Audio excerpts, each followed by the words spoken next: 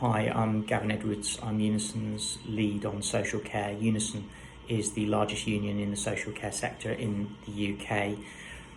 I wanted to use this submission to call for three main things to help build the resilience of social care systems should we ever experience a pandemic. Again, there are so many things that need to change in terms of the social care system in the UK, but I'm going to concentrate on three main areas. And the first is that every care worker should have a right to expect full normal wages for periods of self-isolation during a pandemic. There's absolutely no reason why that shouldn't happen. We had an infection control fund in this country which was supposed to make sure that that happened, and yet all too often our members told us that it did not, that the money was not finding its way to the front line.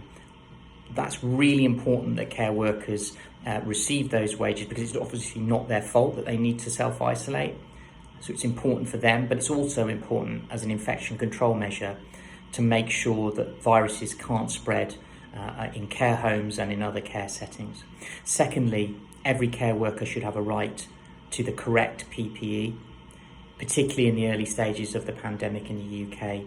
Large numbers of care workers did not have the right PPE. We were being told stories by our members working in social care of having to make their own PPE or buy their own PPE, and that must never be able to happen again. And finally, a bigger, longer term issue, but nonetheless important.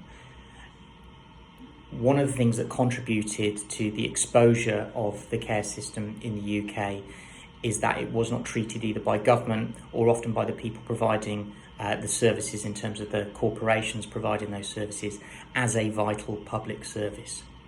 In the very early stages, it was forgotten about because it was seen often as an outsourced service. And that must not be able to happen again. We should have care systems that are treated as public services, not as services which are there primarily for the extraction of profit. So I'd like to see those reforms put in place, and I hope this submission is helpful. Thank you.